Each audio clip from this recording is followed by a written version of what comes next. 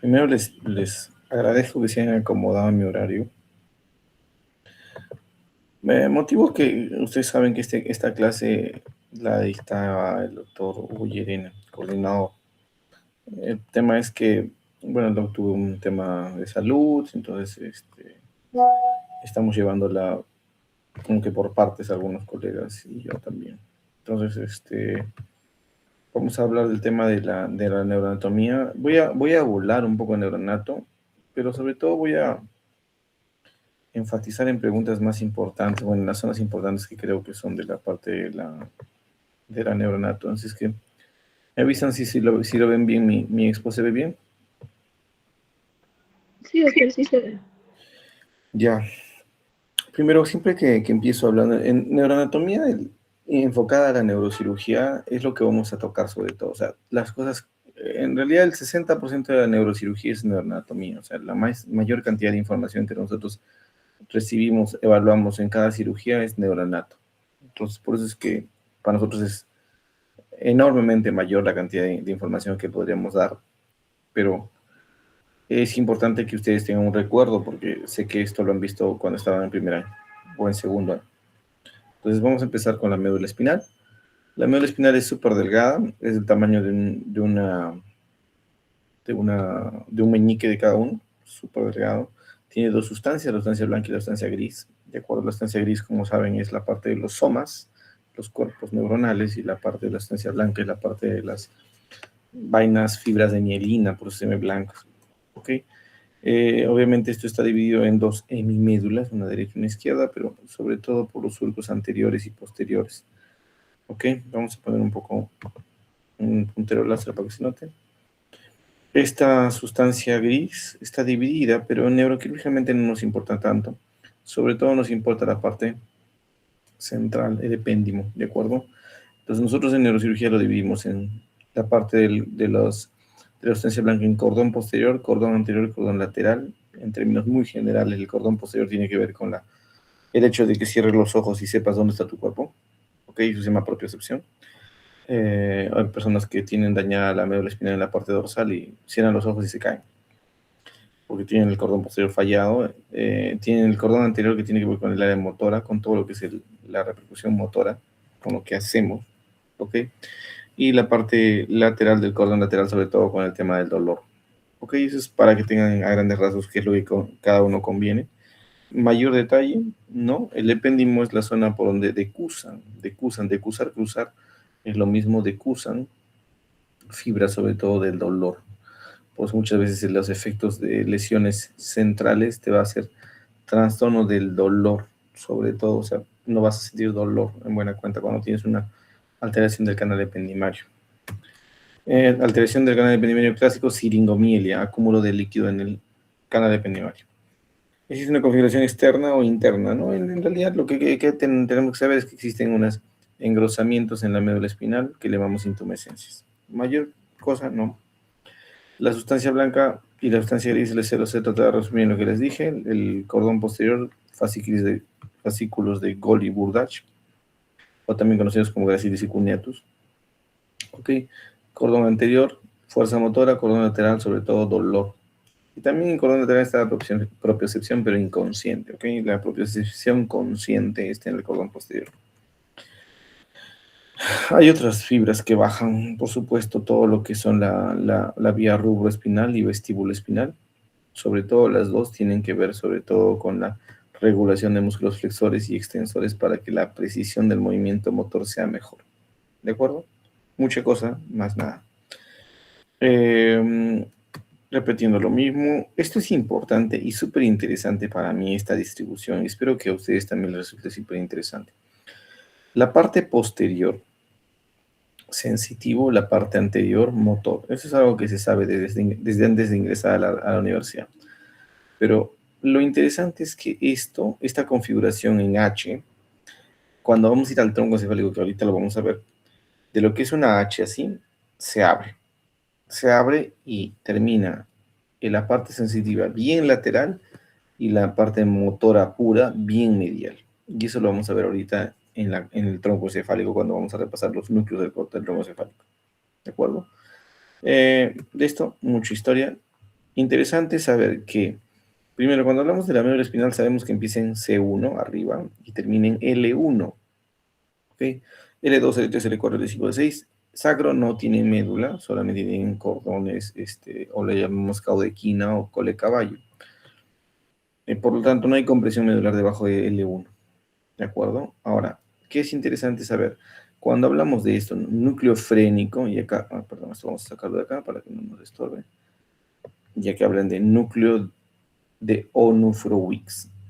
Estos núcleos están en la médula, ¿ok? En los niveles que representan a la médula C3, C4, C5 y S1, S2, S4. Si se daña la médula espinal por encima de estos, pues va a haber daño respiratorio, y si está bajo a nivel de, ponte que te dañas a nivel de, si termina en L1, te dañas a nivel de 10, de 11, va a haber una afectación esfinteriana por el núcleo de Onufrowicz, ¿de acuerdo? Por su nombre y por su epónimo y por la importancia que trae de que es control esfinteriano, es que es preguntable. Muy bien, seguimos avanzando. Repetimos lo mismo. No vamos a ampliar mucho sobre esto. Pueden tener, es básicamente neuroanatomía. Entonces, en las vías ascendentes, información que va del cuerpo hacia el cerebro.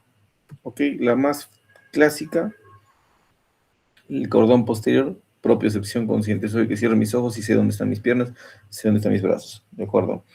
Y el otro, dolor. Estereoceptivo, es decir, que viene del exterior hacia mí y me produce dolor. Entonces, tenemos dos cosas. Tenemos una sensibilidad propioceptiva y una sensibilidad estereoceptiva. ¿De acuerdo? Uno va por el cordón posterior y uno va por el cordón lateral. El cordón posterior, propiocepción; cordón lateral, estereocepción. Así está. Bordage, propiocepción; cordón lateral, aquí está el espinotalámico, ¿no? Dolor. Aquí anterior, sobre todo motor, vía descendente. ¿De acuerdo? No quiero complicarlos más. Ahorita vamos a ver eso. Esta es la vía del dolor, la vía del dolor. Nosotros no preguntamos muchas vías, ¿de acuerdo? Porque no es la manera de entender, creo, para nosotros la neoanatomía, es más topográfica. Esto es un poco más funcional.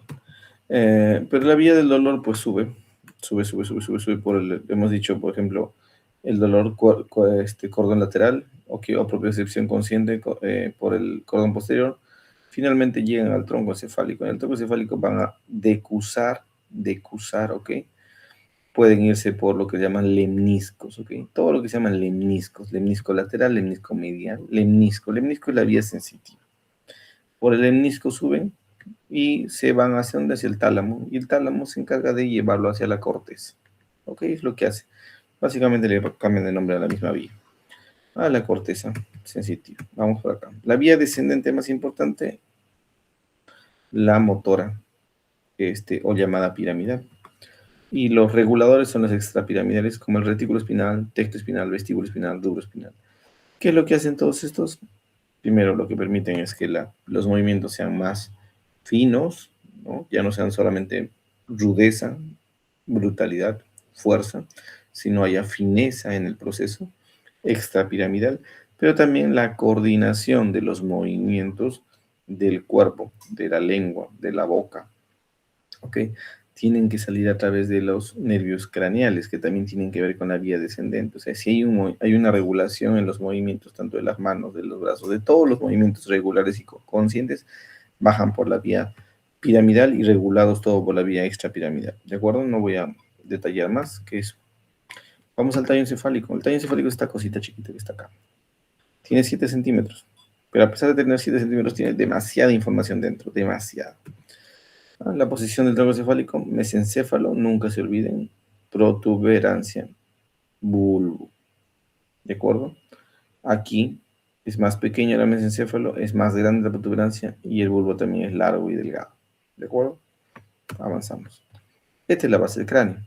Aquí está la fosa anterior, fosa media y fosa posterior. En la fosa posterior, a través de este orificio que se llama el foramen magno, sale el tronco encefálico y se convierte en médula espinal. Funciones del tronco encefálico, de todo hace. Tenemos todavía funciones no entendidas. Una de las zonas menos entendidas se llama la sustancia reticular o formación reticular. ¿De acuerdo? Junto con el hipotálamo son las zonas menos comprendidas, probablemente porque hay demasiados núcleos que tienen varias funciones que todavía no entendemos bien. El resto, obviamente, están los núcleos craneales y está la vía ascendente y descendente pasando por ahí. Sí. La sustancia reticular no la entendemos todavía bien. ¿Ya? Este es otra vez el tronco cefálico, solamente que he visto desde anterior, ¿no? Acá está el mesencéfalo, protuberancia, bulbo. Si uno empieza a analizar qué estructuras acá hay en la neuroanatomía, ¿qué quiero que se lleven ustedes? Que estas partes son los pedúnculos cerebrales acá. Pedúnculo cerebral, por donde baja la información. El pedúnculo cerebral es la continuidad hacia abajo de lo que sería la cápsula interna. ¿Ya? La cápsula interna se transforma en pedúnculo cerebral. Entonces el pedúnculo cerebral trae la información motora, ¿ok? Motora, pedúnculo cerebral. Espacio interpeduncular entre los dos. Encima de eso, todo esto que estamos viendo acá está el quiasma óptico por delante, ¿ok? Y estos son los núcleos, los cuerpos mamilares, ¿ok? El tuber cinereum, piso del tercer ventrículo. Esta es la protuberancia. Tenemos unas eminencias o rodetes protuberanciales y un canal central que se llama canal medial o canal basilar, ¿de acuerdo? Esta es la estructura que le llamamos el ángulo pontocerebeloso, la conjunción entre el puente y el cerebelo. En este ángulo pontocerebeloso vamos a encontrar en relación a qué nervios craneales el séptimo y el octavo van a estar acá. Séptimo y octavo, que están saliendo acá. Ahí sale. ¿De acuerdo? Entonces, aquí, en este espacio interpeduncular, están los terceros nervios craneales saliendo. En ese espacio interpeduncular sale el nervio craneal tercero. Y por detrás, dándose toda la vuelta, viene el cuarto. El cuarto viene por acá. El cuarto viene por acá. Cuarto es el popularmente conocido como patético. El tercero es el oculomotor. Sale en el medio. Recuerden lo que les decía. Los motores salen bien en el medio, porque los núcleos están en el medio. Eso voy a repetir muchas veces para que se entre dentro del concepto. Lo que son motores puros son bien centrales, línea media prácticamente. Los que son más sensitivos son bien laterales en los nervios craneales. Entonces es más fácil saberlo. Tercero nervio craneal, motor puro, sale en el medio. El cuarto, ¿por qué parece que estuviese saliendo por aquí, a lateral? Pues porque ha salido hacia atrás y se ha dado toda la vuelta. ¿Ok? Es el cuarto nervio craneal. Muy bien. Entonces aquí protuberancia. A través de la protuberancia sale el tercero, el cuarto. Aquí sale el quinto nervio craneal, el trigémino, que es grandote. El trigémino es grandote, grandote. Es tan grande que toma funciones, incluso le presta información al séptimo, al noveno. Es grandote el quinto. En el surco o en la unión bulbo protuberancial, en el medio va a salir el sexto. El sexto nervio craneal en el medio, es el motor ocular externo. Y lateral a ello va a salir el séptimo octavo. Séptimo octavo. El octavo, auditivo, ¿no es cierto? Séptimo, motor. Incluso uno dice, pero si los motores puros salían en el medio. Claro, es que existen tres motores que no son puros. Por ejemplo, estamos hablando del séptimo, que se llama motor branquial, y el 11, que es el espinal o accesorio, que también es otro motor branquial. El séptimo mueve el rostro, el 11 mueve el hombro. Pero esa es la distribución. Sexto, séptimo, octavo en el ángulo pontocerebeloso. Más arriba está el trigémino. Bajamos y aquí vemos que este se llama olivas. Perdón, estas son las pirámides y lateralmente están las olivas. Pirámides, vía piramidal. Les he dicho, bien anterior, vía piramidal. Surco anterior. Entre la vía piramidal y la oliva, ¿ok? Hay un surco preolivar. Y detrás de la oliva hay otro surco retroolivar. Entonces nos quedan el noveno, décimo primero y el 12º o 12. De estos cuatro, el más motor es el 12º, el hipogloso. ¿Ok? Es más motor, es motor puro, es pura lengua. Y ese sale preolivar, más pegado a la línea media. Mientras que los otros tres salen retroolivar. ¿Ok? Espinal, motor branquial, noveno, glosofaringio y décimo, el vago. Sale el y este repaso que acabamos de hacer del tronco cefálico es algo totalmente repetitivo, constantemente lo hacemos. Es lo mismo que acá estamos viendo. Pedúnculo a pedúnculo, quiasma, eso no tiene nada que ver. Aquí está saliendo el tercero, el cuarto dándose la vuelta, el protuberancia, aquí está el quinto. Ok, el quinto tiene una porción motor y una porción sensitiva, pero principalmente sensitivo. Aquí está el surco, aquí están los sextos, este debe ser el séptimo, el octavo. Delante de la oliva, el 12, y detrás de la oliva, unos 3. El noveno, décimo y décimo primero. ¿Ok? Eso es lo que estamos viendo, repetición. Aquí están todo lo que hemos visto. Esta es la parte posterior. ¿Ok? La parte de atrás, del tronco. A veces complicado, pero yo creo que sencillo desde el punto de vista de entender lo que estamos diciendo, que es los motores puros son más centrales, los sensitivos son más laterales. En la parte posterior aquí tenemos esto que se llama 1, 2, 3, 4 lámina cuadrigémina, y en el medio la glándula pineal. ¿Ok? Mesencéfalo. A este lado está saliendo el cuarto, saliendo por la línea media, pero por detrás se va a dar toda la vuelta. Muy bien, acá están los tálamos, tálamos. ¿Ok? Los dos tálamos hacia abajo se convierten en un mesencéfalo. ¿Ok? Los dos tálamos hacia abajo se convierten en un mesencéfalo. Un solo mesencéfalo. ¿De acuerdo? El tálamo es netamente sensitivo. Antes, un gran componente del tálamo es óptico, por eso le llamaban tálamo óptico. ¿Ok? El tálamo está aquí, los dos se juntan en un mesencéfalo. El mesencéfalo hacia abajo. Protuberancia, protuberancia. ¿Ok? La protuberancia hacia atrás no hace mucha estructura. Básicamente aquí vemos los pedúnculos cerebelares. Pedúnculos cerebrales están acá arriba, no por delante. Los cerebelares, cerebelo. Hay los superiores, el medio y el inferior. Superior, medio e inferior. Mucha historia ahí, ¿no? Son todas las comunicaciones con el cerebelo. ¿De acuerdo? Este espacio que vamos a ver ahorita se llama cuarto ventrículo, piso del cuarto ventrículo. Y ahorita lo vamos a analizar. Este es el bulbo, que es la parte posterior, son las núcleos de Golgi-Burdach, ¿ok? Núcleos de Golgi-Burdach del cordón posterior, lo que va subiendo. Por delante de estos núcleos, de los fascículos de Golgi-Burdach, está la oliva, el surco retroolivar, ahí nomás estamos viendo ya el noveno, décimo, décimo primero. Lo mismo acá. Muy bien, esta es la respuesta a lo que estamos viendo, lo que hemos conversado. Muy bien. Cuarto ventrículo, súper interesante. Aquí. Mesencéfalo, protuberancia, bulbo, ¿ok? Acueducto de Silvio, cuarto ventrículo, y esto es, a partir de aquí es médula espinal, a partir de aquí esto se llama ya canal ependimario, hasta aquí es nuestro cuarto ventrículo, ¿ok? ¿Qué es lo que vamos a ver? Analizar el cuarto ventrículo. Cuarto ventrículo, así como lo han visto acá, aquí, no está así abierto, está cubierto por ciertas estructuras dependientes del aracnoides, o sea, unos tejidos bien transparentes, pero que aguantan, que cierran el agua que sale de ahí. Entonces, esas se llaman velos medulares, ¿ok? Velo medular superior, velo medular inferior y tela coroidea. Son estructuras que son de aracnoides. Mucho detalle, más nada, ¿ok? Son solamente capas de aracnoides que están como por arriba y como medio sueltos que parecen unos velos, y es por eso que le llaman así. ¿Okay? La sustancia reticular y sus funciones enormemente de todo tipo, de acuerdo, de todo tipo, no crean que es una sola, de todo tipo de funciones. No vamos a ampliar eso. Esta es la parte súper interesante de hablar. Este es cuarto ventrículo, cuarto ventrículo. ¿Ok? El cuarto ventrículo lo partimos en dos, en un triángulo superior y un triángulo inferior, gracias a que a unas fibras que le llamamos las estrías vestibulares. Estas son estrías acústicas, perdón, las estrías acústicas. Aquí lo dividen por unas estructuras bien, son solamente realces, ¿ok? Y esto lo va a dividir en superior e inferior. Vamos a hablar sobre el triángulo superior. La línea media, ¿ok? La línea media. Al ladito de la línea media hay unas pequeñas eminencias, ¿ok? Unas pequeñas eminencias. ¿Cuál es el punto? Aquí. Las eminencias van a representarnos a una comunicación que existe entre todos los oculomotores.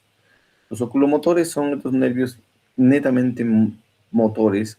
Arriba en el mesencéfalo están el tercero y el cuarto, o sea, el motor ocular común está el patético, y en la protuberancia está el sexto. Entonces existe una comunicación entre los tres. Esa comunicación entre los tres se llama fascículo longitudinal medial. Fascículo longitudinal medial. Esa comunicación permite que nuestros ojos se vayan de un lado para otro, de un lado para otro, con facilidad, y poder precisar la visión que uno tiene. ¿De acuerdo? Muy bien. Entonces, existe una eminencia media que es el fascículo longitudinal medial.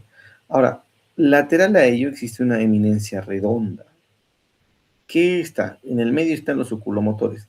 Lateral a eso está la eminencia del facial, pero es el sexto dando la vuelta, el sexto dando la vuelta alrededor del facial. El sexto da la vuelta alrededor del facial, del núcleo facial. ¿Ya? El sexto da la vuelta alrededor del núcleo facial. Por eso la eminencia redonda nos da a entender que debajo está la eminencia, digo, el núcleo del facial. Y siempre les digo, motor al medio, motor branquial y sensitivo, motor branquial séptimo al medio y más lateral, el trigémino. Entonces el núcleo motor del trigémino está más lateral, aquí, en ese triángulo. Bien lateral, trigémino más lateral, porque es sensitivo, lo que decían, motores en el medio, sensitivos a los costados. En el triángulo inferior, igualmente lo hemos dividido, básicamente que se entienda de la misma manera. Vamos a dividir en alas, que le llamamos ala blanca, ¿ok? Ala gris, ¿ok? Y de esto de qué depende. De si uno tiene claro que los motores, los más motores, se van al medio, entonces el triángulo medial es un triángulo dedicado aquí al hipogloso, ¿ok? Y lo más lateral va a estar en relación a qué? Al núcleo dorsal del hipogloso. Digo, núcleo dorsal del vago, ¿ok? Núcleo dorsal del vago. Esto es un detalle, un núcleo que se llama el locus ceruleus, que es el núcleo productor de noradrenalina. Y abajo el área postrema, una zona que no tiene berrema encefálica. Entonces, esto es lo mismo que les dije hace un rato, ¿no? Los motores son más centrales y los sensitivos son más laterales. La H que viene en la médula espinal, en este caso se abre, y eso es un hallazgo muy importante para aprendizaje, porque motores en el medio, motores branquiales para mediales, sensitivos viscerales un poquito más laterales, y los más laterales son los sensitivos somáticos, como el trigémino. ¿Ok? Y es esto lo que mismo se cumple en todos estos núcleos. Cuando uno se pone a pensar, a la izquierda están los motores, a la derecha están los sensitivos. El sensitivo más lateral, trigémino. El sensitivo visceral, tracto solitario. Acá están los motores puros, están bien centrales, los motores branquiales están un poquito más laterales. Esto es lo que hablamos de los nervios craneales, no vamos a ampliar demasiado, esta es mera neuroanatomía, pero para que vean cuáles son los núcleos motores. Los núcleos motores son todos los que he dicho, los puros, estos, ¿no? De los oculomotores y el hipogloso. Los branquiales, el trigémino, que tiene una función dorsal, que es la mordida, ¿ok? Esa es la función del trigémino motor. El movimiento del facial, que es el resto del cuerpo, el resto del movimiento del rostro. El núcleo ambiguo y el núcleo accesorio. El accesorio es para levantar el hombro. Y el ambiguo es un motor branquial, ¿sí? Que está en relación al noveno, ok, al noveno nervio craneal. En los viscerales parasimpáticos se le diga el Westphal del tercer nervio craneal, los salivatorios, el ambiguo, que hace doble función, y doble nervio, ok, y el dorsal del vago. En los sensitivos son muchos menos, los sensitivos son apenas 3. Vestíbulo coclear es uno solo, oído. Trigémino es el sensitivo por naturaleza, el más grande de todos, y el tracto solitario, ok, que cumple función sensitiva de todo tipo sensitivo. Ahí están la función del corazón, está la función de los varoreceptores de la presión, ahí están en el núcleo tracto solitario. Es lo mismo que he repetido, este es tronco cefálico, principalmente núcleos motores, es importante entender el tronco cefálico. ¿Ok? Núcleos de los nervios craneales. La configuración interna, esto es todo lo que vemos en núcleos de los nervios craneales, para que vean, aquí en este tipo de esquemas uno se pone a pensar y dice, uy, súper complicado. No. La parte anterior, pirámides, decusación de las pirámides. Lateral a eso, lo más pegado a la línea media es esto, ¿no? Perdón, lo más pegado a la línea media no se ve aquí, sino este es un paramediano. Este es el espinal, ¿no? Más bajo. Seguimos subiendo, aquí están los que salen al lado de las pirámides, por delante el oliva, el bien centrales en los núcleos, pues el hipogloso, ¿no? Más lateral, el espinal. Ahí están las olivas, muy bien. Y acá que están. Esto se llama la parte dorsal, lo llamamos el fascículo de Golgi-Burdach, que están decusando para convertirse en ¿qué? Lemnisco medial, así se llama más arriba, lemnisco medial. Ok, este es más arriba, seguimos en bulbo. Estamos las pirámides, la oliva, ¿qué nervio sale bien en el medio? Debe ser el hipogloso, ¿no? ¿Qué nervios salen laterales? Ya salió más abajo el 11 el espinal, acá saliendo el vago. El vago tiene obviamente tres informaciones, núcleo dorsal, el ambiguo y el solitario, los tres. Ok, acá está el lemnisco medial. Ok, muy bien. Y seguimos subiendo. Y estamos ya en la parte más alta del bulbo. Acá están, ¿qué pueden ser los núcleos centrales? Hipogloso, ¿no? ¿Qué te acuerdan en el cuarto ventrículo? Triángulo medial, hipogloso. Triángulo más lateral, motor del vago. Motor del vago. ¿Ok? Motor branquial. ¿Y más laterales qué van a estar? Más laterales vamos a encontrar los núcleos sensitivos, vestibular coclear, ¿no? Muy bien, el ambiguo está más adelante, que es un núcleo que tiene funciones sobre todo de producir saliva, núcleos olivares, pirámide. Ya estamos en la protuberancia, más arriba. En la protuberancia, ¿qué va a salir? Ya tiene que salir solamente el quinto y el sexto. ¿Ok? Aquí está saliendo en el medio, el sexto. En el medio, el sexto. Y ese es el central, ¿no? Bien central el sexto, en el medio. Como siempre les digo, los motores van en el medio. El que es un motor branquial, que es el facial, se da la vuelta alrededor del sexto para salir. Da la vuelta alrededor del sexto. Entonces, por eso es que la distribución es así. Y acá está el lemnisco medial, ¿no? Lemnisco medial subiendo la información. Pedúnculo cerebeloso, cuarto ventrículo. Ya estamos en la parte de la protuberancia más alta, un montón de núcleos motores que se van y relevan hacia el cerebelo, pero también núcleos que pasan directamente a la médula espinal para hacerse los núcleos motores. Aquí tenemos qué cosa, el trigémino. Aquí tenemos qué cosa, el trigémino. Atrás la formación reticular, cuarto ventrículo, ¿de acuerdo? Y mesencéfalo arriba. Este es la lámina cuadrigémina, acá está el colículo inferior, los lemniscos, que son la parte sensitiva del cuerpo, la parte central, la deposición de los pedúnculos cerebrales, la sustancia negra que tiene que ver con el Parkinson, pedúnculo cerebral, o pie, ¿no es cierto? Pie de pedúnculo, pie, del pedúnculo viene de pie, ¿no? Por eso todo le relacionado al pie le decimos crural, crural. Bien, para que vean aquí cómo es el cuarto que sale cruzado sale el cuarto. Ok, los colículos inferiores y hacia arriba ya en el mesencéfalo más alto, núcleo rojo. ¿Qué núcleos pueden ser los que están en el medio? Deben ser motores puros, ¿no? Oculomotores, el acueducto de Silvio, aquí están los colículos superiores, núcleos periaqueductales, sustancia gris periaqueductal, formación reticular, sustancia negra, pedúnculo cerebral, núcleos rojos, de donde viene la vía rubro espinal. Y eso es lo que es. Esto siempre les muestro yo porque normalmente los atlas nos muestran así al mesencéfalo, normalmente la resonancia nos las muestra así, de cabeza. Yo digo que se parece una boca a una cabecita de ratón con su boquita, sus dos ojos y sus orejitas. Mesencéfalo.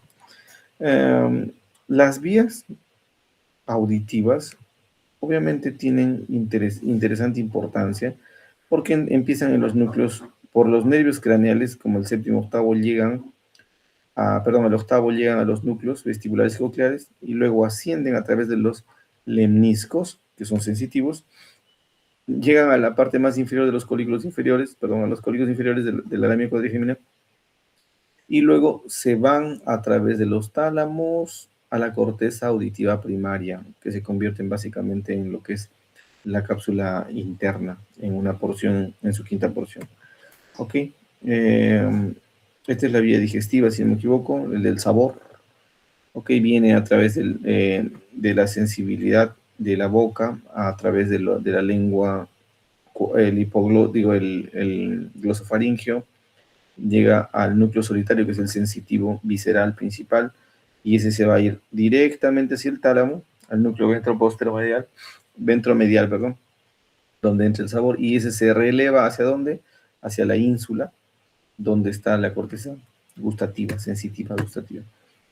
El cerebelo son interesantes para analizar, porque si bien es cierto, está atrapado aquí en la fosa posterior, detrás del tronco encefálico, el cerebelo tiene muchas cosas que decir. El problema es que no está muy bien entendido. ¿Ok? Existen muchas controversias en cuanto a sus funciones generales, pero lo que vamos a escribir aquí es la parte anatómica. El cerebelo tienen que ubicarlo como si fuera un triángulo. Tiene una cara anterior, una cara superior y una cara posterior. La cara superior es la que está en relación al tentor, y la cara anterior está en relación al tronco encefálico, y la cara posterior está en relación al hueso occipital. ¿Okay? En general casi todo se relaciona en número 3 al cerebelo. Tiene 3 pedúnculos, tiene 3 partes, un vermis y 2 hemisferios. ¿Ok? Tiene una fisura primaria encima, importante, anatómicamente no tanto, a veces para ciertos abordajes nos puede servir, y la fisura horizontal más abajo. Entonces hay tres divisiones, ¿de acuerdo? Lóbulo anterior, lóbulo posterior. Esta es la cara anterior. La cara anterior quiere dar relación sobre todo al tronco encefálico y los pedúnculos que ingresan hacia él, ¿de acuerdo? Y esta es la tercera fisura, la fisura posterior lateral. Habían 3 fisuras ahorita. Fisura primaria, la fisura horizontal y la fisura posterior lateral. De esta estructura que tienen que importarles, la amígdala. La amígdala está acá abajo. La amígdala, o llamado tonsila, ¿no? ¿Ok? Acá adelante está el flóculo, que marca la relación directa entre ángulo ponto cerebeloso. El flóculo como parte del cerebelo. Y la lámina, la parte posterior, esta es la cara superior, esta es la cara posterior, perdón, es la cara posterior que hemos visto hacia abajo, hacia el hueso occipital, la cara anterior y la cara superior, que está en relación directa con el tentorio. ¿Ok? Entonces, esa es un poco la división, es la cara anterior que ya hemos visto, que está en relación del flóculo. ¿Ok? Vermis, cuarto ventrículo, que vamos a ver.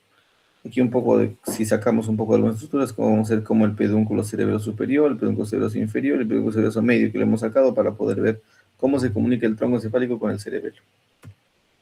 Muy bien, estos son sus núcleos que tiene el tronco encefálico, digo, el cerebelo. Los más centrales, el emboliforme, el más lateral, el dentado tiene que ver con el movimiento, con el inicio del movimiento. ¿Ok? Esta es una división funcional. No vamos a entrar en mayor detalle de eso.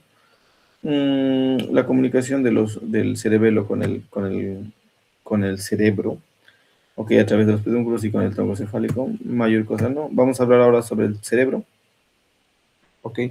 En el cerebro vamos a hablar sobre todo de la estructura más central, o digamos como la piedra angular del cerebro, es el tálamo. Es el tálamo. El tálamo hacia abajo se convierte en ¿qué? En mesencéfalo. Los dos tálamos se convierten hacia abajo en mesencéfalo. ¿De acuerdo? Tálamo. Tálamo. Todo lo que está en relación al tálamo, suene como tálamo, le llamamos diencéfalo. Por ejemplo, los tálamos, los hipotálamos, los epitálamos y los subtálamos, los 4, o sea, todas estas estructuras le llamamos diencéfalo. ¿De acuerdo? Ahora lo vamos a revisar en un momento. Este es un corte súper clásico. A este corte de acá a la izquierda llamamos corte de Flechig. Este corte nos permite ver las estructuras del centro, del medial a lateral. ¿Ok? Entonces aquí está el tálamo. ¿Ok? Cápsula interna, y aquí está el núcleo putamen. Cápsula interna, aquí está el núcleo caudado. El núcleo caudado más núcleo putamen se llama cuerpo estriado. ¿De acuerdo? Aquí en este segmento que está el putamen también tiene un pequeño núcleo que se llama el globo pálido. ¿Ok? Aquí tenemos la cápsula externa y una manchita pequeña gris que se llama antemuro o claustro. Y luego tenemos la cápsula extrema, que es la sustancia gris, digo, la sustancia blanca de esto que se llama ínsula. Este es el valle silviano, conocido también como fisura silviana, y lateral a eso tenemos corteza temporal. Esta estructura es súper conocida. Medial a eso que está, el tercer ventrículo, en medio de los dos tálamos. Por delante que está, aquí está el cuerno temporal, digo cuerno frontal. Delante de los cuernos frontales o por encima, el cuerpo calloso. ¿De acuerdo? Y aquí estamos viendo un poco de cerebelo. Este es el corte coronal, donde mostramos casi lo mismo. Cuerpo calloso por encima. Aquí está el ventrículo. Núcleo, en este caso es el núcleo caudado. ¿Ok? Lateral núcleo caudado vamos a encontrar la cápsula interna. Debajo del núcleo caudado vamos a encontrar estructuras que van a ser, por ejemplo, aquí están los cuerpos mamilares, aquí está la comisura anterior. Esto es un poco de neuronato que no tiene mucho valor ahorita. Sobre todo quiero que se lleven esto de que aquí está el núcleo caudado, aquí está la cápsula interna, aquí está nuestro putamen, aquí está la cápsula externa, el claustro antemuro, está la cápsula extrema y la ínsula. Los núcleos tienen nombres conocidos: caudado, el putamen, que ya los hemos a los dos, el globo pálido que está al lado del putamen, sustancia negra que lo hemos visto en el tronco, el tálamo que lo hemos visto, el núcleo subtalámico. Los dos que no han visto ahorita es el accumbens y el núcleo subtalámico. El núcleo subtalámico está debajo del tálamo, ¿de acuerdo? Donde empieza a ser mesencéfalo. Justo en la unión entre que se convierte el tálamo en mesencéfalo, ahí está el núcleo subtalámico, ¿de acuerdo? Y el otro que te falta demostrar es el núcleo accumbens. El accumbens es que en la parte más anterior, a ver, en donde se unen el núcleo caudado con el putamen, en la parte más baja y más anterior, es el núcleo accumbens. ¿Ok? Esta es la relación topográfica de los núcleos, aquí en el medio del tálamo, por fuera del núcleo caudado que tiene una forma como de gusano, lateral y el putamen, ¿de acuerdo? Abajo la amígdala, debajo del núcleo caudado, la amígdala que está en el lóbulo temporal. Aquí adelante, en esta parte, la parte más anterior y baja, donde están unidos el putamen con el núcleo caudado, le llamamos núcleo accumbens. ¿Okay? Aquí de visión lateral, putamen, aquí tenemos el caudado, y medial a eso está el tálamo, acá abajo la amígdala, ¿de acuerdo? En medial a todo ello, ¿quién está? Los ventrículos laterales. El núcleo subtalámico, aquí lo enseñan, que es donde el tálamo, en la parte más inferior, donde se va a convertir en mesencéfalo. Muy bien, vamos avanzando. Esto es lo que es el núcleo accumbens, en la parte más anterior, donde el caudado con el putamen se juntan, se llama núcleo accumbens. Importante, funcionalmente sí, pero anatómicamente no es tan importante. Estos son los cortes que vamos a ver, son básicamente los mismos que estábamos viendo. Este es el corte de Flechig, lo mismo que estábamos viendo hace un rato que hemos descrito. Aquí está el putamen y medial a ello el globo pálido, ¿ok? El globo pálido es más pequeño, pues el putamen es mucho más grande. El putamen también le llaman escudo. Escudo, ¿por qué? Porque si un tumor viene por esta dirección, pues el putamen lo aguanta como fibra blanca que es. Perdón, fibra gris que es. El corte Flechig que les expliqué, los coronales que acabamos de ver. No hay mucho interés en esto personalmente ahorita para enseñar. La cápsula interna que les mostré que está lateral al núcleo caudado y al tálamo, tiene 5 partes, tiene un brazo anterior, una rodilla y un brazo posterior, y esas 3 además tiene las radiaciones visuales y le llamamos la cápsula interna retrolenticular y sublenticular. Retrolenticular tiene que ver con la visión y sublenticular tiene que ver con la audición. El sistema límbico, que tiene 2 partes, tiene un circuito anterior y un circuito posterior. El circuito posterior tiene que ver con la memoria, el circuito anterior con las partes respuestas emocionales. Vamos a verlo acá. El circuito anterior tiene que ver con el cíngulo anterior, tiene que ver con la amígdala, ¿de acuerdo? El circuito posterior es la parte de las emociones, respuestas, ¿ok? La parte posterior tiene que ver con el cíngulo posterior, con el giro parahipocámpico. Ok, y todo esto tiene, por supuesto, conexiones, ¿no? Mira, vamos a ver desde el circuito de la memoria. Giro parahipocámpico se va hacia atrás, se convierte en fornix.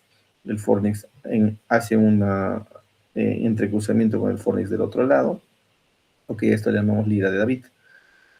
Y luego el mismo fornix se divide en pilar posterior que está acá, en cuerpo, en pilar anterior que se une ¿con qué? Con la cuerpo mamilar. ¿Y el cuerpo mamilar con quién se va a unir? Se va a unir con el tálamo.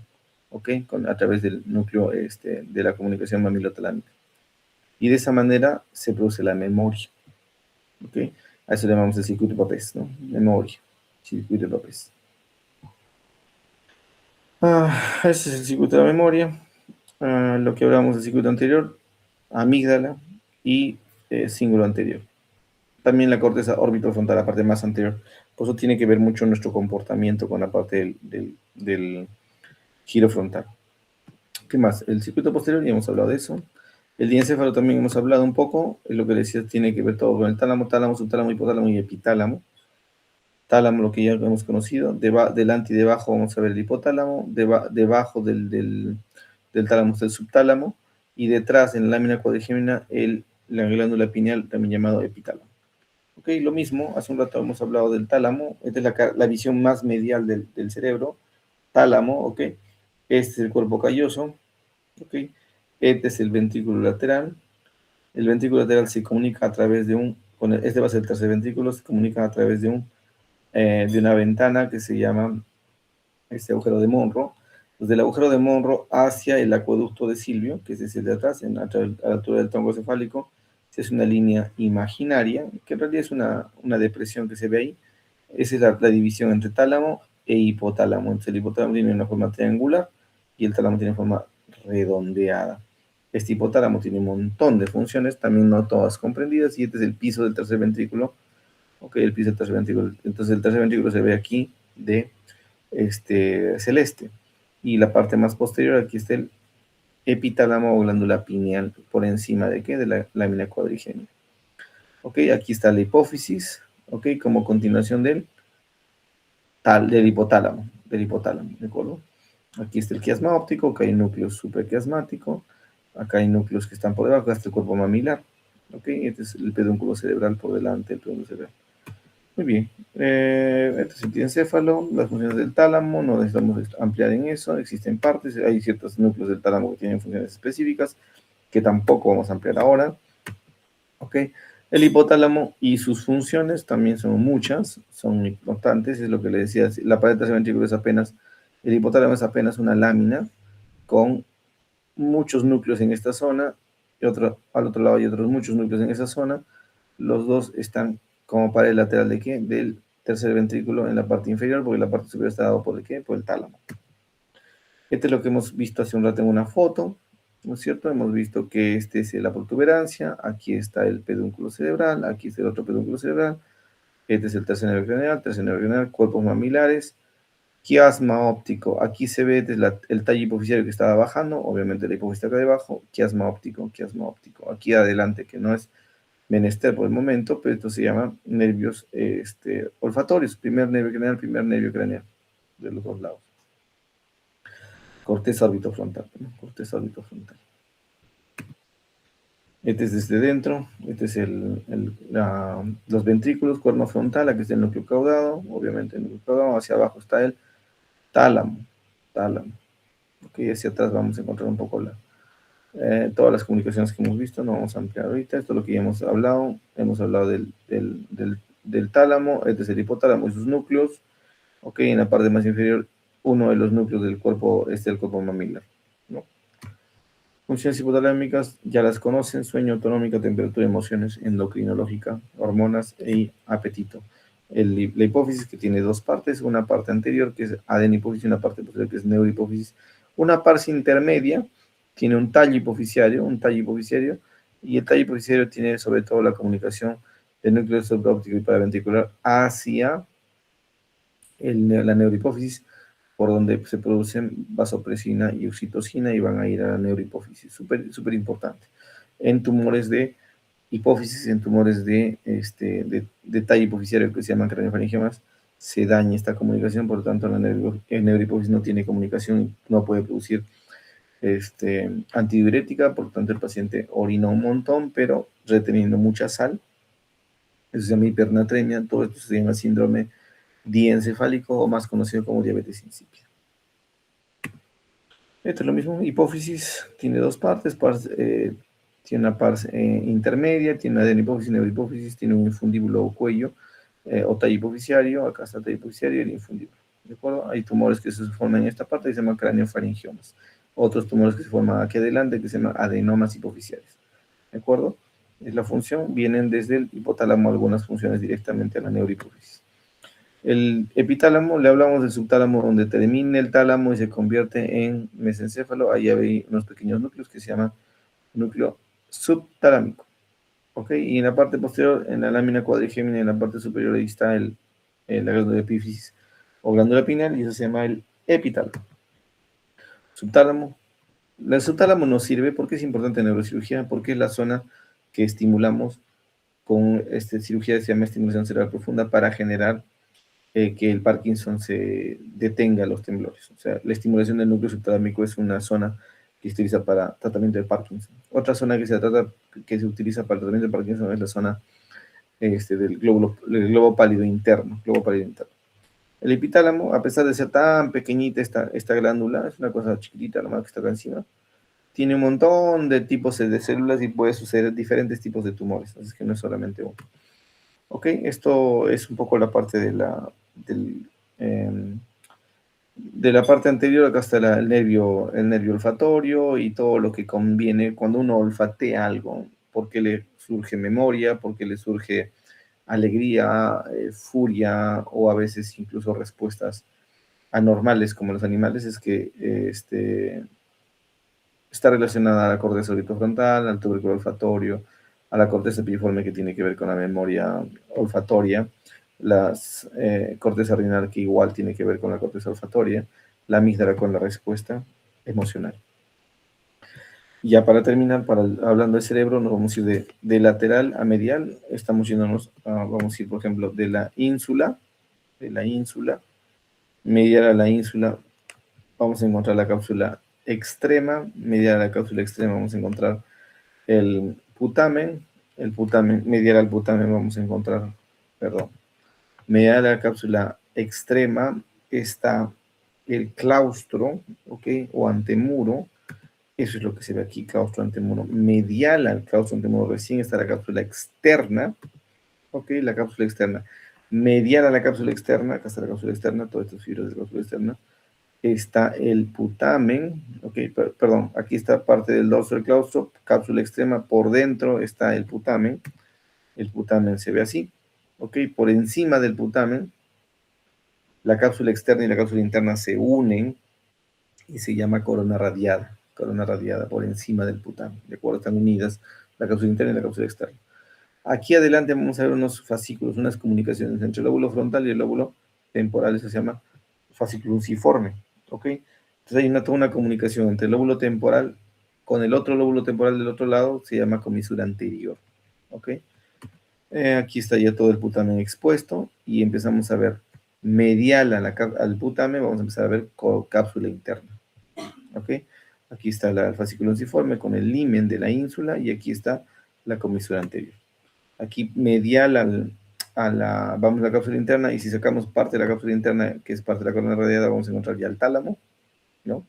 Y encima del tálamo, encima del putamen, está el núcleo caudado.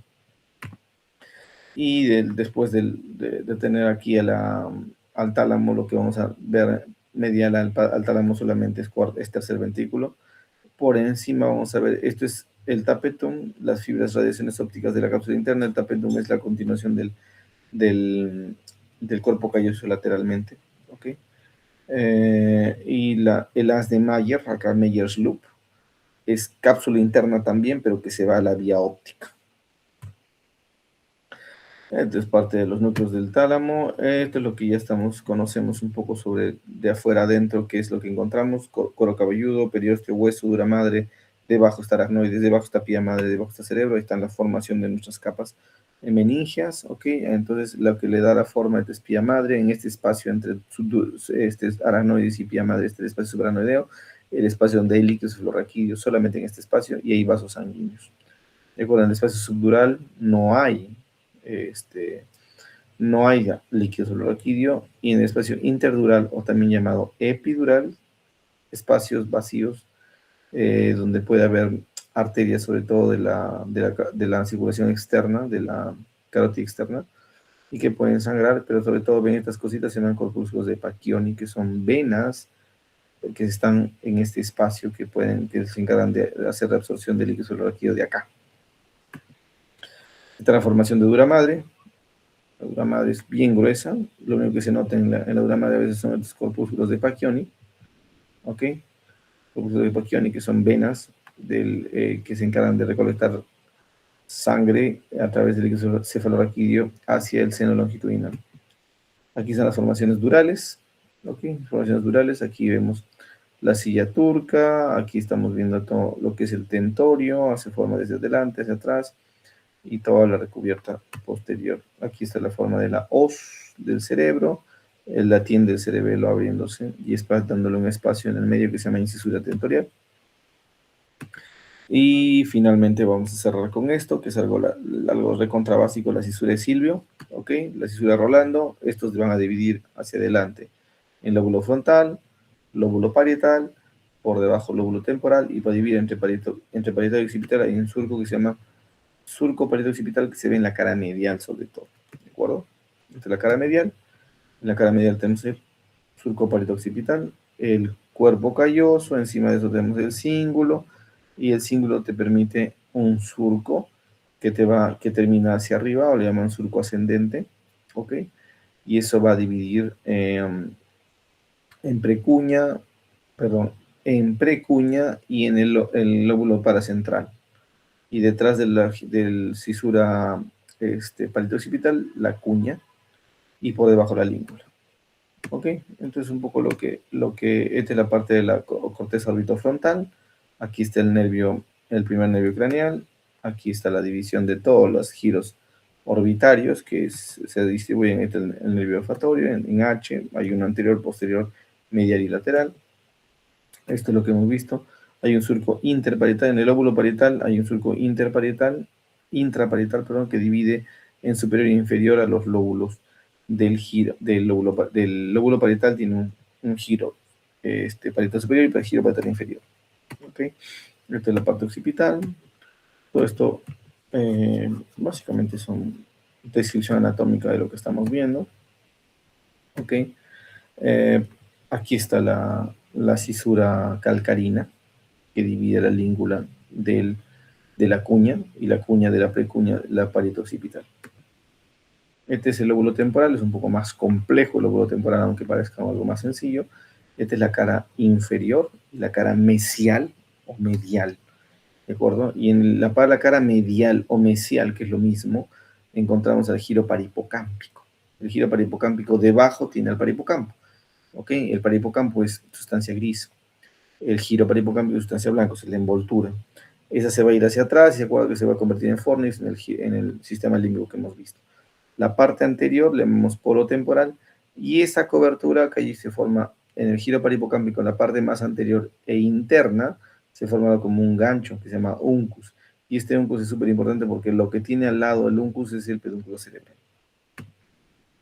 Este es el uncus, el polo temporal, la cara inferior donde estamos informando el giro parihipocámpico, la cara inferior o fusiforme. Estas son las herniaciones que existen. Herniación uncal contra el mesencéfalo. Herniación uncal contra el mesencéfalo. Es la que más nos preocupa. Acá hay otra herniación, que es la herniación tonsilar de las amígdalas cerebelosas. Grave, no me preocupa tanto. Sobre todo la herniación uncal es la que más nos preocupa. Producido por ese tipo de hematomas que hacen que el uncus golpee al mesencéfalo y se produzca toda una herniación uncal. Cisura de Silvio, ya la conocemos. Separamos la cisura de Silvio, encontramos la ínsula, ¿no es cierto? La ínsula. Esto es lo que hemos revisado ahorita, todo lo que estamos revisando, los surcos y cisuras, todos los giros que hemos hablado, están aquí, ¿de acuerdo? Esto es lo que llamamos el homúnculo sensitivo motor. Para que se lleven para toda su vida, la parte de la pierna es medial, ¿de acuerdo? Frontal, medial. Pierna arriba y lateral, la mano arriba abajo y lateral, la boca y la lengua y la expresión facial. ¿Ok? Esa es la distribución del homúnculo de Penfield. Es diferente a la sensibilidad. La sensibilidad es bien parecida, pero no es lo mismo, ¿de acuerdo? La parte motora sobre todo. La parte motora de la pierna entonces está irrigada por la arteria cerebral anterior. La parte de la mano y de la expresión facial está irrigada por la cerebral media. Es lo que estamos diciendo ahorita. Polígono de Willis. Esta es la arteria basilar. Se divide en cerebral superior, cerebral posterior, aquí cerebelosa superior, hacen una pinza para el tercer nervio craneal, esta es la protuberancia, lo que está debajo, y acá están los pedúnculos que ya los hemos aprendido, solamente que ahora les hemos puesto vasos sanguíneos. Ok, delante, 1,5 centímetros delante de esta división de la basilar, está la carótida. En una división también, la carótida se divide en cerebral anterior y cerebral media. ¿Ok? Y esas comunicaciones es lo que produce todo esto. Entonces acá está. La basilar se divide, hemos dicho, da una pinza para el tercer nervio craneal, y aquí está la carótida dividiéndose en una cerebral anterior y una cerebral media. La carótida interna se comunica con la cerebral posterior a través de la comunicante posterior, ¿ok? Comunicante posterior. Y las dos cerebrales anteriores se comunican a través de la comunicante anterior. Y todo esto distribución se llama polígono de Willis, la zona donde hay mayor cantidad de ¿qué? De aneurismas cerebrales. Los infartos, sobre todo, suceden en estas perforantes posteriores que se llaman las tálamo estriadas o se producen aquí adelante en las lentículo estriadas. ¿Ok? Tálamo estriadas o lentículo estriadas son las zonas donde más se producen infartos cerebrales. Los aneurismas se suceden en todo el polígono de Willis, sobre todo en los inicios de las comunicantes, tanto posteriores como anteriores. Y las venas están distribuidas para recoger la cantidad de sangre. Hay un seno longitudinal superior, después hay un seno transverso, y al final se convierte en seno sigmoides y en yugular. Lateralmente está la vena de la cerebral, digo, estas son las venas silvianas, pero que se comunican hacia arriba a través de una comunicación que le llamamos la vena de, esta si no me equivoco es la vena de Trolar, arteria inferior anastomótica, arteria superior anastomótica. Ok, la vena, perdón, anastomótica superior, vena anastomótica inferior. Las dos tienen su epónimo, que ahorita casi me acabo de olvidar. Muy bien, esta es la comunicación después de que se pueden distribuir eso en la parte superficial. Aquí superficial, aquí vamos a ver que todos tienen un seno recto y la parte de la configuración interna, donde está la vena de Galeno, ok, la vena de Galeno, aquí juntando las cuatro venas basales, las dos basales y las dos venas cerebrales internas, ok, todo eso lo junta y se convierte en una sola vena de Galeno, y la vena de Galeno se transforma en seno recto. Ok, eso es todo lo que, bueno, la cantidad de información que quería darles en la parte anatómica, ¿de acuerdo? He tratado de cumplir en una hora en toda la parte de anatomía. Definitivamente es un montón de información. Las preguntas tratamos de no serlas tan complejas, sino muy básicas respecto a lo que estamos viendo. ¿De acuerdo? No quiero neuroanatomistas, pero la neurocirugía tienen que saber qué es neuroanatomía en su gran magnitud. Ahora vamos a hablar media horita sí, vamos a hablar media horita de hipertensión endocraniana, ¿ya? A ver, te lo tengo, sí, no sé. A ver. ¿Dónde estás? Acá estás.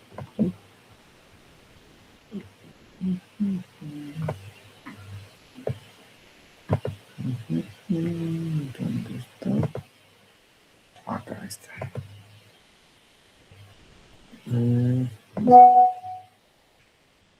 Muy bien, vamos a hablar sobre hipertensión no craneana. Espero que lo de anatomía no los haya mareado tanto. Es repetitivo, es lo de siempre. En anatomía siempre lo vemos y siempre lo vemos en la misma magnitud. Hipertensión no craneana. Algunos conceptos que tienen que saber de hipertensión no craneana son los siguientes.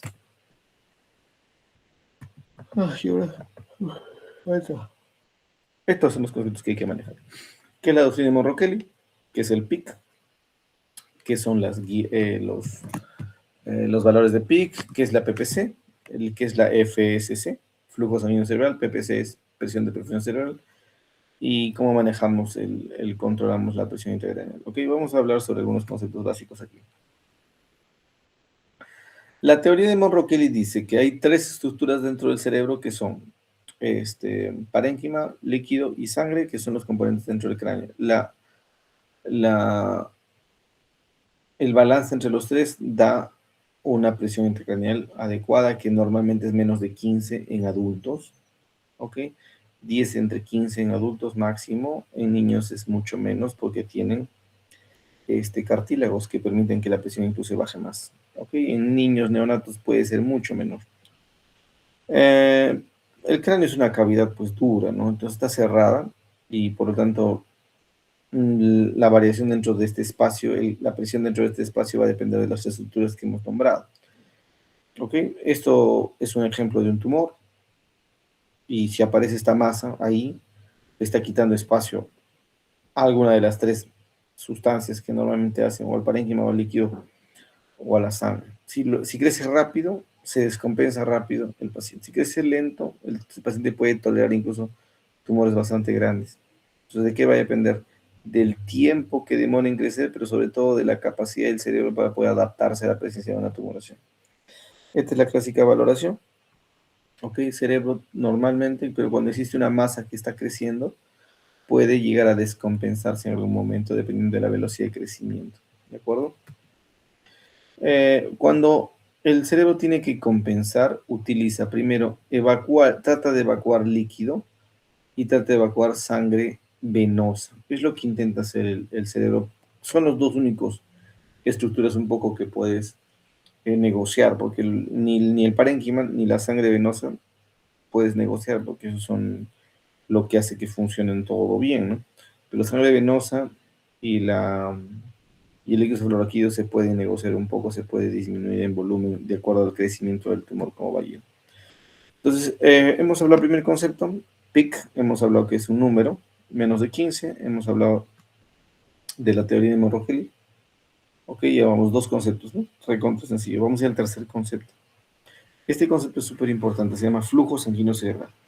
¿Qué flujo sanguíneo cerebral? Lo normal es que por cada 100 gramitos de cerebro por minuto llegue 50 centímetros cúbicos de sangre. Acá 40, 60, 50 centímetros cúbicos de sangre por cada 100 gramitos de cerebro. Eso es lo normal. Cuando está por debajo de 20, hay fallas eléctricas y los pacientes entran en ¿qué? En isquemia. Cuando está debajo de 10, hay falla metabólica y los pacientes que entran en necrosis. Ya no hay nada más que hacer. ¿De acuerdo?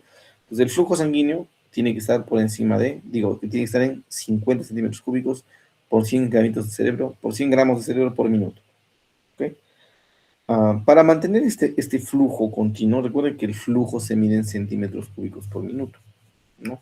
O milímetros por minuto, por una unidad de tiempo, es el flujo. Lo otro que medimos que es importante es la presión. Entonces vamos a ir acá. El flujo sanguíneo cerebral es lo que hablamos, FSC. ¿Okay? Pero acá hablamos de algo que se llama PPC. Entonces quiere decir, PPC es presión de perfusión cerebral. Quiere decir la presión con la que necesitamos que el cerebro se maneje. ¿Para qué? Para que llegue 50 centímetros cúbicos por 100 gramitos de cerebro por minuto, según el flujo sanguíneo cerebral. Entonces la PPC es la presión que tiene que ser también intentar que sea constante. Esa presión está en directa relación a dos cosas. A la presión sistémica que viene del cuerpo, el corazón sube hacia el cráneo una presión. Y el cráneo lo recibe a esa presión con otra presión, que se llama PIC. La diferencia de estas dos presiones, es decir, la presión arterial media con la PIC, la diferencia da la presión de perfusión cerebral. Ok, este ejemplo no siempre funciona. ¿Por qué?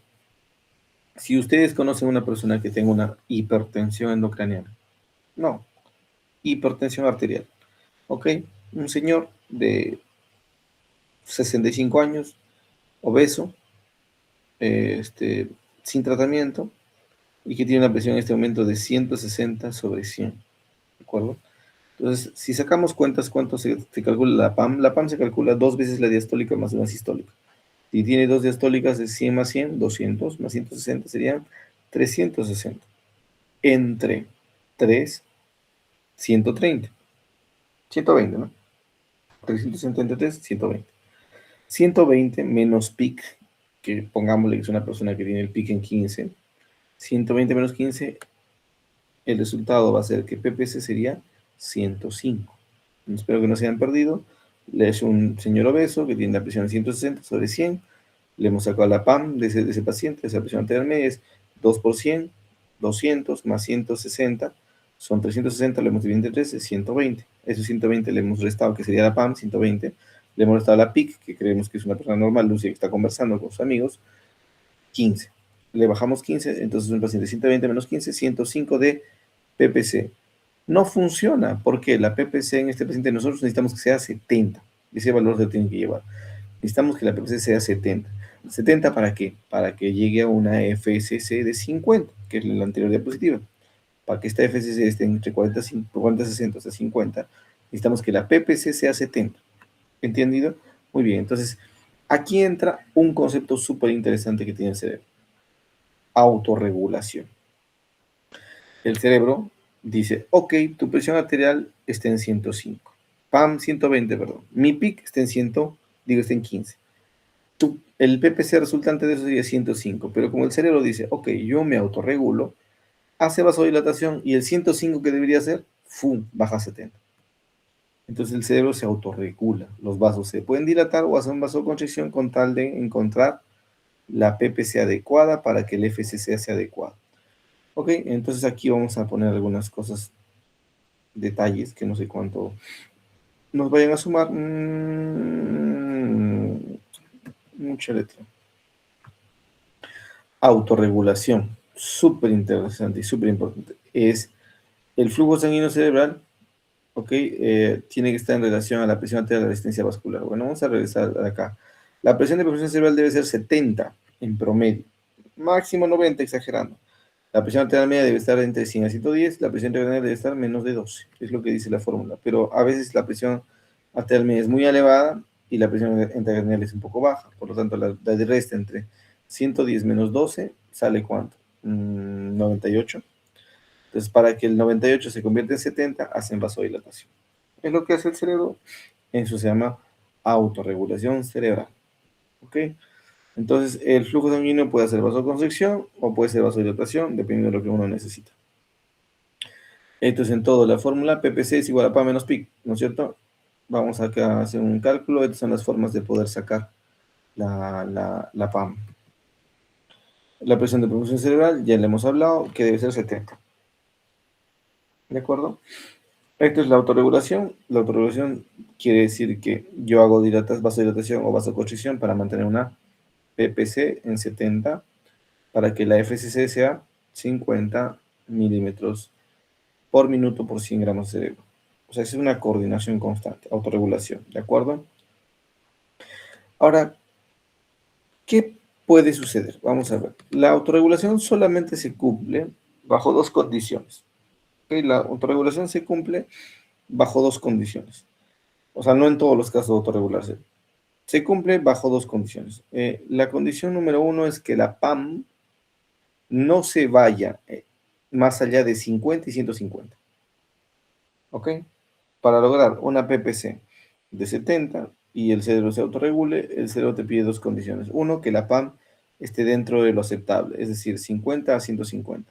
Y el otro concepto que te pide es que tenga una PaCO2 entre 35 y 45.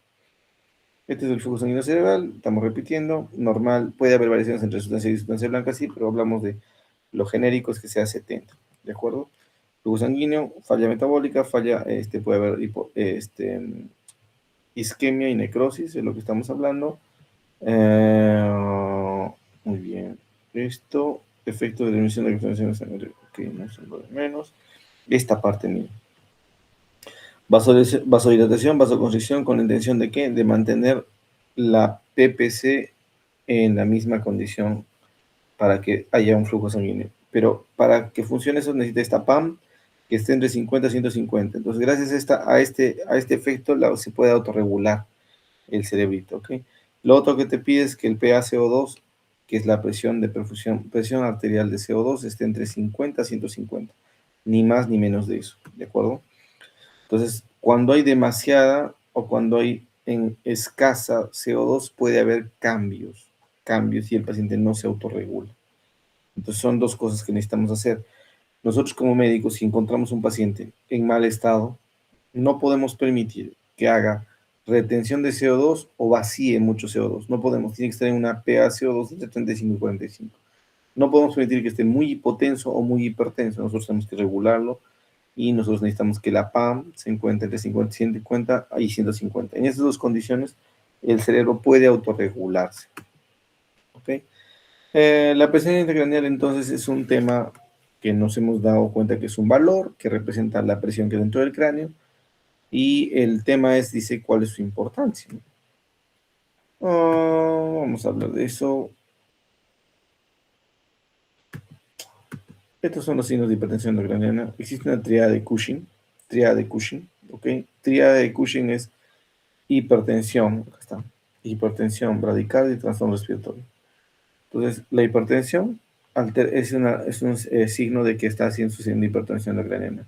La bradicardia es un signo de que está produciendo hipertensión intracraneana y los alteración o trastorno respiratorio es otro signo de que está produciendo hipertensión ucraniana.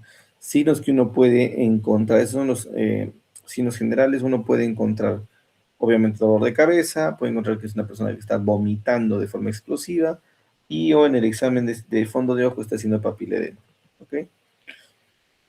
¿Qué más? No, pues, hasta ahí. Todo lo que es la hipertensión endocraniana va a generar daño. ¿Ok? Y nosotros tenemos que, como médicos, tratamos de que el paciente no se produzca un daño secundario. O sea, puede haber un daño primario, un hematoma, una fractura, un coágulo, algo que esté sucediendo dentro, edema. Ya, eso puede suceder a consecuencia del daño primario. Eso ya no lo puedes cambiar, pero uno tiene que evitar el daño secundario. ¿Y cómo se logra evitar el daño secundario? Buscando la normotodo. Normonatremia, normoglicemia, normotermia, todo buscamos que esté en un estado óptimo, ¿ok? Eh, para que el paciente se pueda autorregular, para que el cerebro se pueda autorregular y tratar de seguir manteniendo la perfusión cerebral. En paralelo, obviamente, tratamos el edema cerebral. Existen probablemente tres formas de edema cerebral. El primero se llama vasogénico, es un trastorno entre los espacios intercelulares se abre, ¿ok? Esto le da un edema vasogénico, por lo tanto hay una pase de agua hacia el espacio intersticial. Otra es el citotóxico, es cuando la neurona en sí se hincha, ¿ok? Entonces el edema es neuronal en el citotóxico.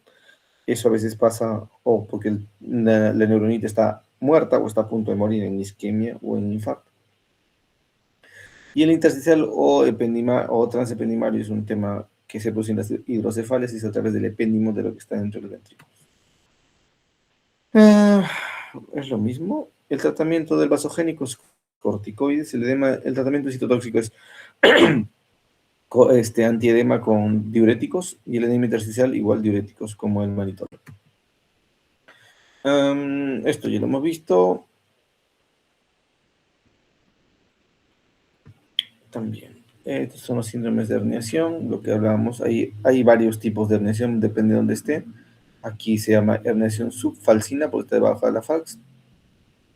Herniación uncal, que es del uncus, que es el más peligroso. Y herniación tonsilar a través del foramen magno. A ver qué más hay. Falcina, uncal transtentorial, transtentorial tonsilar.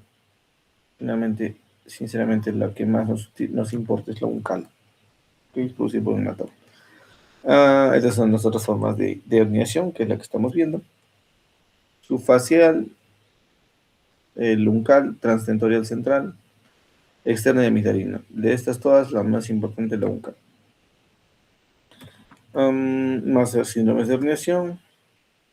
La herniación uncal, como el uncus es el que comprime al mesencéfalo y es sobre todo el pedúnculo cerebral, que es lo que les mostré en la parte de anatomía, lo que se va a paralizar es el tercer nervio craneal del mismo lado, por lo tanto va a producirse una persona con midriasis unilateral, ¿ok? Y eso se llama anisocoria.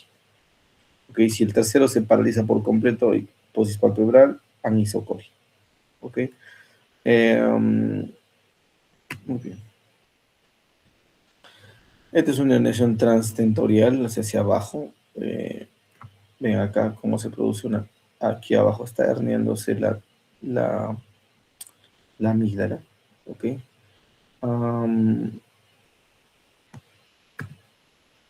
Amigdalina, lo mismo. No siento que sea de mayor repercusión, son más peligrosas, sí, pero son inusuales. En el TEC, en el traumatismo craneoencefálico, existe esta escala que se llama escala de Marshall. Es una escala que lo que busca es predecir hipertensión endocraniana. Cuando tenemos TEC, pero la tomografía está normal, el riesgo de hipertensión endocraniana es cero. Si tenemos ciertas contusiones dentro del cerebro, el riesgo es apenas un 25%. Acá está, 28%. Cuando todo está hinchado, todo el cerebro, existe una posibilidad del 63% de que haya una hipertensión endocraniana. Cuando un lado está más hinchado que el otro lado y hay una desviación de línea media, es casi un 100% que hay hipertensión endocraniana. De eso se trata la escala de tomográfica de Marshall. Tomografía normal, pequeñas lesiones, swelling unilateral, swelling bilateral. perdón, bilateral primero y unilateral después. Esto es un hematoma, ok, hematoma subdural, otro hematoma subdural. Todo esto va a producir, por supuesto, una aumento de la presión de la granela, pero lento porque se forma de manera lenta. Ok, vamos por acá.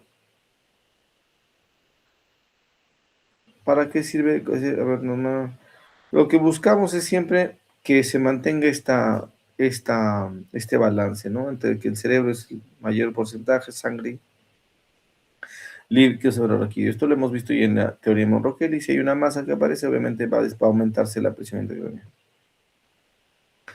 Monitorizar la PIC, sí, hay un aparato, nosotros utilizamos para poder medir, esto de la PIC es una intuición, ¿no? Yo les dije menos de 15, pero cuando empieza a aparecer una masa, un tumor, un hematoma, también sube la PIC, y póngase que esté en 20, póngase en 25, ese valor, ¿cómo lo sacamos? A través de un aparato. Ok, ese aparato se llama sensor de presión intracraneal, que funciona así. Le ponemos dentro del parénquima, nos dice cuánto de presión tenemos dentro del parénquima, o lo ponemos dentro del ventrículo y nos dice cuánto presión tenemos dentro del ventrículo. Esta PIC es la que nos va a decir la realidad de cuánto tiene la PIC cada paciente. Si tiene más de 23 continuamente, es una persona con hipertensión cardíaca que necesita cirugía. Puede tener más de 15 y es una persona con hipertensión cardíaca que puede tratarse con terapia de diuréticos osmóticos o si es que es vasogénico con medicamentos como corticoides. Este monitoreo de la PIC se indica usualmente en un paciente que tenga GLAJO menos de 14, a menos de 12 en realidad. Acá le ponen menos de 8 y que tenga necesidad de monitorizar la presión intracraneal por el tratamiento que debe recibir. Estas son las ventajas de utilizar o no utilizar un sistema de presión intracraneal. Siempre sirve. O sea, si tú tienes este monitor y tienes el dispositivo, pues úsalo, te va a ayudar más a tomar las mejores decisiones. Pero tampoco es que porque no tengas esto no funciona tu monitoreo. Está visto que ya he demostrado que con un adecuado tratamiento clínico y tomografías a tiempo, también puedes monitorizar mejor la PIC. Y el resultado clínico es similar. Ese dispositivo que se coloca dentro nos da una lectura en el monitor y nosotros podemos saber cuánto de presión tiene y cómo están las ondas, y de esa manera nosotros interpretar que la presión dentro del cráneo está aumentando, no está aumentando, está sensando bien o no. De eso se trata. Existen muchos monitores hoy en día en el mercado, al menos en Perú hay dos. Los dos se utilizan indistinto y funcionan muy bien. Es que los utilizamos mucho. No los utilizamos en todos los pacientes, los utilizamos en los que creemos que nos puede servir para mejorar un poco los resultados. El monitoreo de la PIC entonces es súper importante, sí, pero no es indispensable. Se puede manejar en otros pacientes que no tengan, por ejemplo, hay otros hospitales, hay muchos hospitales que no tienen monitor de presión intracraneal, por lo tanto, igual se puede manejar muy bien. O sea, no es que porque lo tengas el resultado sea mejor, ¿ok? El monitoreo de la PIC es súper importante para eso. Estas son la forma de las ondas, ¿ok? Hay una onda de golpe primero, una segunda onda, una tercera onda. Esta es una forma normal de la presión intracraneal, que se está sensando bien. Si vemos que el segundo golpe es mucho más alto, ¿ok? Esto es un signo de hipertensión intracraneal, es decir, que está sensando mal, que el cráneo ya no es suficiente y que el segundo golpe es mucho más fuerte que el primero. ¿Ok? ¿Cuánto tiempo se monitoriza? Pues lo que sea necesario, la mayoría de veces 3 a 5 días como máximo, para poder tomar decisiones. Básicamente es para eso. Cualquier cosa que aparezca, hematomas, tumores, pueden incrementar la presión intracraneal y generar hipertensión intracraneal. Así se ven los pacientes que tienen su monitor. Así está la persona, está intubada, está sedada y tiene aquí su sensor, como una antena que se le ha puesto dentro. Acá está, como una antena que se le ha puesto dentro del cráneo. Se tiene que ser un hueco para hacerlo. Y este sensor llega hasta acá, y aquí en esta zona donde están los negros y el blanquito se une con lo que tiene el monitor para poder empezar a sensar y poder medir. Ok, la posición de la cabeza para colocación, sentado. Siempre hay que buscar que todo esté normovolemia, normonatremia, normoglicemia, normotensión, todo normal. Ok, es la parte más fácil. No utilizamos dextrosa, eso está claro ahí. No utilizamos corticoides abiertamente. Ninguno de los dos están recomendados en cualquier paciente crítico. Ok. Muy bien. Una forma de bajar la presión intracraneal es evacuar líquido. Una cosa es colocando el líquido, digo, colocando una evacuación dentro del ventrículo, así como el sensor PIC intraventricular, pero también se puede hacer una cirugía que se llama cisternostomía, es decir, ir por debajo del cerebro y de las cisternas que están alrededor del mesencéfalo y drenar líquido que drena mucho más y evacúa mucho más y probablemente se pueda controlar mejor la presión intracraneal.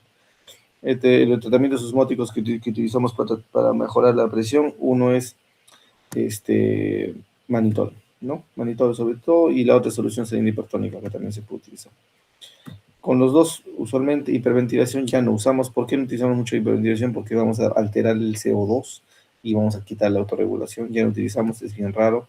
Siempre tratamos convulsiones, anticonvulsivos a todos los pacientes que tengan algún tipo de sangrado en la cabeza. No permitimos que la glucosa caiga demasiado, pero tampoco la bajamos demasiado. O sea, no dejamos que suba más de 200, pero tampoco la bajamos mucho. O sea, no bajamos por debajo de 100, por ejemplo. ¿Por qué? Porque nos puede complicar al paciente una hipoglicemia. El coma barbitúrico casi ya no se hace muy raramente cuando ya no tenemos forma de manejar a un paciente. La temperatura siempre está contigo. Los esteroides solamente cuando está en sepsis o tiene un tumor. Otras condiciones no necesitamos. Y eso es todo, no es todo todavía.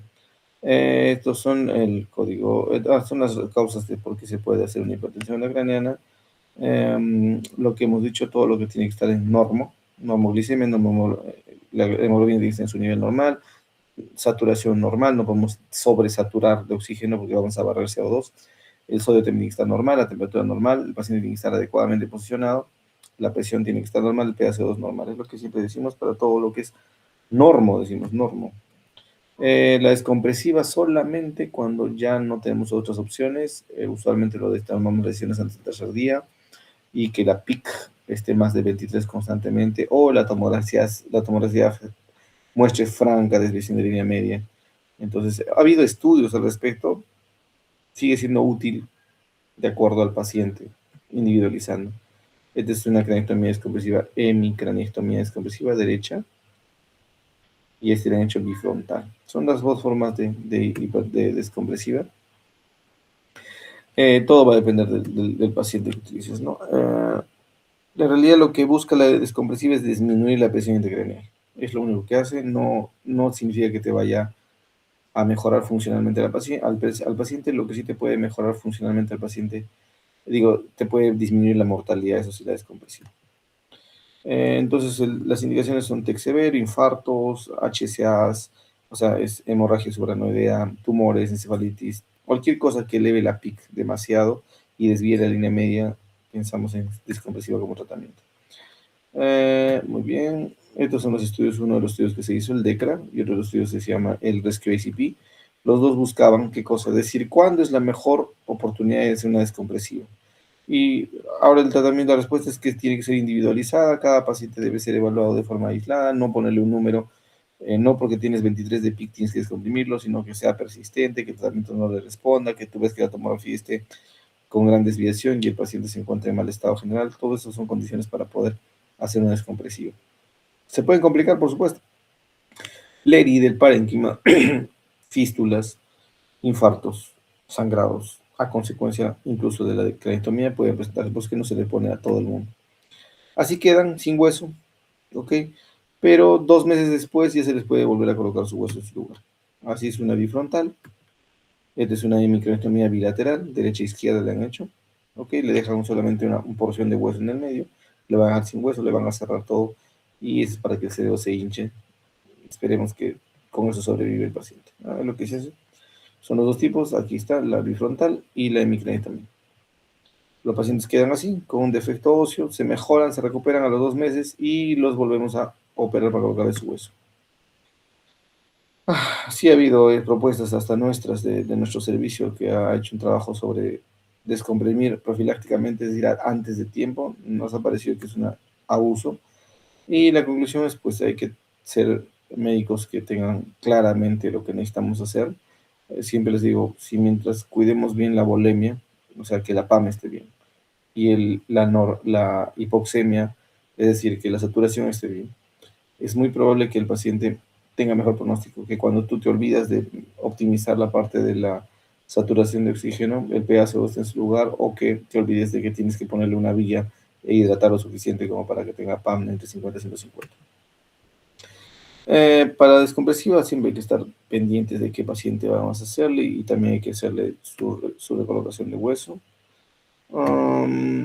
Hematoma, que aparentemente no necesita descompresiva, a veces le hace solamente evacuación de hematoma.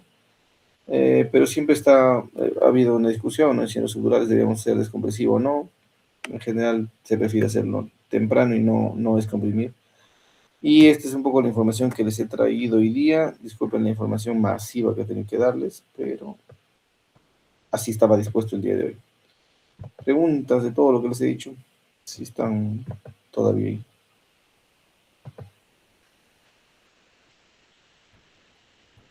Te mando los dos archivos ahora, ¿está bien?